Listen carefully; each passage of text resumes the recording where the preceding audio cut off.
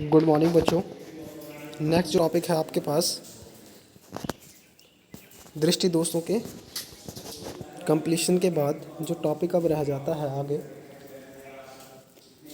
Prism के अपवर्तन के बारे में। प्रिज्म द्वारा कैसे अपवर्तन किसी प्रकाश किरण का होता है। तो ये भी इम्पॉर्टेंट टॉपिक में से है आपकी बुक में, प्रकाश के अपवर्तन और परावर्तन में। अभी तक तुमने लेंसों के द्वारा अपवर्तन को देखा है। अब प्रिज्म के थ्रू, प्रिज्म जो कि मतलब बेसिकली होता वही है, बने तो कांच से ही होते हैं, लेकिन due to the different shape and sizes जो अपवर्तन है जो रिफ्रैक्शन है इसके थ्रू, वो भी अलग कैटेगरी में होता है, या अलग तरीके से होता है, लेंसेज की तरह नहीं होता है। प्रिज्म के बारे में अगर कुछ बच्चे आइडिया लगा पा रहे होंगे तो ऐसे ट्रायंगुलर शेप का होता है, लेकिन ये एक साइड नहीं होती है, ये भुजा होती है। ऐसे आप इसको इमेजिन कर सकते हो, ऐसे समथिंग लाइक दैट। एक ये और इधर से ऐसे ऐसे, तो ऐसे प्रिज्म होता है। जिन बच्चों ने देखा होगा वो थोड़ा गेस कर पा रहे होंगे, या बुक में आपको इसके आइडेंटिकल ज्योमेट्री मिल जाएगी।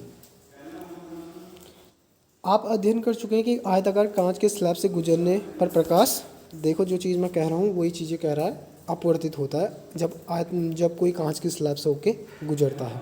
अब वो आयताकार हो या फिर ज़रूरी नहीं आयताकार हो, कुछ और आकार की भी हो सकती है, जैसे लेंसेज होते हैं, दे आर नॉट रेक्टेंगुलर, कोई भी शेप हो सकता है। लेकिन अगर कांच की स्लैब है तो जो है वो रिफ्रैक्ट होता है लाइट।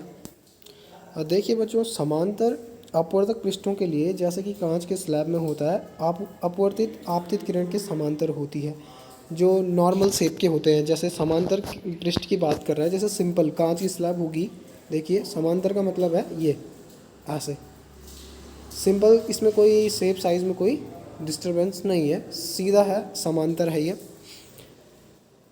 समांतर अपवर्त पृष्ठों के लिए, जैसा कि कांच के स्लैब में होता है, अपवर्तित किरण आपतित किरण के समांतर होती है, तथापि पार्श्व में यह कुछ विस्थापित हो जाती है। किसी पारदर्शी प्रिज्म से गुजरने पर प्रकाश किस प्रकार अपवर्तित होगा। कांच के एक त्रिभुज प्रिज्म पर विचार कीजिए। इसके 2 त्रिभुजाकार आधार तथा 3 आयताकार पार्श्व होते हैं। ये पृष्ठ एक दूसरे पर झुके होते हैं। तो ये थोड़ा सा आइडिया दे रहा है आपको प्रिज्म के बारे में, जो मैंने आपको पहले बता दिया है प्रिज्म कैसा होता है। तो ये बहुत ज़्यादा कोई ऐसी चीज़ नहीं है जिसको समझने में तुम्हें दिक्कत होगी, प्रिज्म के बारे में बता रहा है। लेकिन जो समझना है आपको, इसकी टर्मिनोलॉजी समझनी है, प्रिज्म कोण क्या होता है। अगर पूछा जाएगा प्रिज्म कोण क्या है, तो बच्चों देखिए, जैसे ट्रायंगल में होता है ये त्रिभुज है, त्रिभुज और प्रिज्म में क्या फ़र्क है। त्रिभुज में ये साइड होगी, और प्रिज्म में ये फलक होगा पूरा। प्रिज्म में क्या होगा, ये फलक होगा, ऐसे एक पूरा फलक से बना होगा। ये डिफरेंस इसमें मेन आ जाता है। तो अभी 2 फलकों के बीच में जो ऊर्ध्वाधर फलक है इसके, इन 2 ऊर्ध्वाधर फलकों के बीच में ये जो एंगल बन रहा है, this angle, this is known as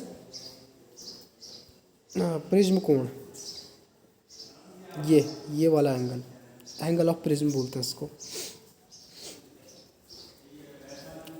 इसको आपने ध्यान रखना है कि प्रिज्म कोण अगर बोलेगा तो ये वाले कोण के बारे में बात कर रहा है। तो ध्यान से यहाँ पे समझाने की कोशिश कर रहा है। आपने ये क्रियाकलाप तो नहीं देखना है, इसमें सिर्फ आपने ये देखना है कि जो ये टर्मिनोलॉजी यहाँ पे लिखी हुई है ये आपको ध्यान रखनी है। यहाँ पे दे रखा है P आपतित किरण है, यहाँ पे दे रखा है बच्चों P, तो P ये है, यहाँ पे ट्रेस कीजिए बिंदुओं को, E ये है। तो ये जो रे है ये क्या है, आपतित किरण है। ये जो रे है क्या है, आपतित किरण है, PE। नेक्स्ट EF जो है अपवर्तित किरण है, तो EF को ट्रेस कीजिए, this is E, this is F, और ये जो EF को मिलाने वाली लाइन है ये अपवर्तित किरण है। इस तरीके से आपने उसको समझना है। FS क्या है, निर्गत किरण है, this is F and this is S, और जो ये रे होगी ये निर्गत किरण होगी। तो बेसिकली 3 टाइप की रेज हमारे पास अवेलेबल है, एक जो इंसिडेंट हो रही है, एक जो रिफ्रैक्ट हो रही है, एंड द नेक्स्ट जो बाहर निकलेगी वहाँ से रिफ्रैक्ट होने के बाद, कि जिसको हम बोलेंगे निर्गत किरण। मतलब इतना तो आप बेसिक आइडिया लगा रहे होंगे भाई कि जब हम लाइट को पास कराएंगे किसी कांच की स्लैब के थ्रू, तो थोड़ी देर लाइट पहले हवा में जाएगी, फिर हवा में जाने के बाद उस कांच के स्लैब से पास होगी, फिर कांच के स्लैब से पास होने के बाद वो बाहर निकलेगी हवा में। तो 3 जगह गई वो, 2 जगह बेसिकली हवा में गई और 1 जगह कांच में गई।